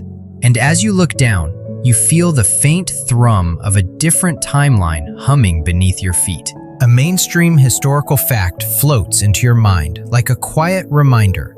Spain's empire endured in fragmented forms for over 3 centuries, longer than nearly any other global empire. That endurance wasn't an accident. Despite all the strains, Spain retained remarkable administrative coherence, cultural influence, and geographic reach. But with the right reforms, the ones we've traced through silver vaults, military camps, administrative halls, colonial cities, shipyards, Spain could have transformed endurance into true stability. You imagine the map shifting, borders hardening in some places, softening in others, lines of communication pulsing more brightly, fleets moving with confidence rather than fear, inland roads linking regions that once felt isolated, Creole elites sharing power rather than resenting those who hoarded it, councils streamlined, budgets stabilized, officers promoted for merit rather than lineage, trade routes humming with legal commerce instead of contraband. And a quirky tidbit surfaces. In the 18th century, the Bourbon reforms, late, uneven though they were, actually did create a short-lived moment where parts of this alternate Spain flickered into being. Shipyards improved. Officials were appointed more by talent. Taxes were reorganized. The Navy modernized. For a moment, the empire felt agile again, like someone who suddenly remembers they used to be a great dancer and tries to recapture the rhythm. Spain almost had its comeback tour. You wander through this imagined empire, stepping gently across possibilities. In one corner, Creole officers lead a well-trained local militia, turning away foreign raiders and earning the respect of both colonists and the crown. In another, shipyards in Cadiz and Havana crank out standardized warships that glide across the sea like sharpened blades. Treasury officials monitor revenues with accuracy. Viceroys negotiate with the authority and autonomy needed to respond quickly to crises. And colonial cities, Lima, Mexico City, Buenos Aires, evolve into centers not of resentment, but of collaboration. Historians still argue whether such a coordinated transformation was possible or merely the fantasy of later thinkers. Some say the structural constraints were too deep. Others argue that earlier, sustained reform could have reshaped everything. You feel that debate swirling in the cool night air. Destiny versus choice. Structure versus agency. But for now, you hover in that space between them, a quiet threshold where both seem true. You picture Spain reaching the 19th century, not shattered by independence wars, but slowly transitioning into a federated empire, perhaps something like the British Commonwealth, or a transatlantic constitutional monarchy, where colonial elites sit in real assemblies and wield real power. Not a frozen empire, but an evolving one. Not immortal, but intact. It's here, in this quiet envisioning, that a soft joke drifts into your mind, light as a feather. If Spain had actually implemented all these reforms, historians today would probably complain that the empire became boringly stable, and they'd have far fewer dramatic wars to write best-selling books about. You smile gently because it's true. Stability rarely makes good entertainment, but it does make good sleep. And that's where your narrative wants to settle now, into the calm possibility of a world where things turned out differently. You lean against the balcony rail as night deepens around you. The alternate empire glows softly below. Not perfect, never perfect, but alive and cohesive. You see Spanish, indigenous, African, and Creole cultures intertwining in shared governance rather than strained hierarchy. You see a navy patrolling with confidence. You see roads linking highlands to coasts. You see silver used to build industries, not bankroll endless wars. You see councils reduced to a sensible number. Imagine that. And then, gently, the vision begins to fade, like a theater set dissolving in soft blue light.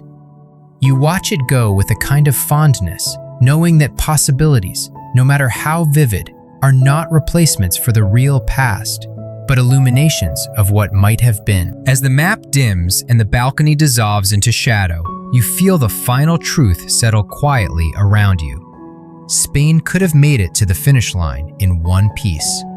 The reforms were plausible, the resources real, the opportunities present.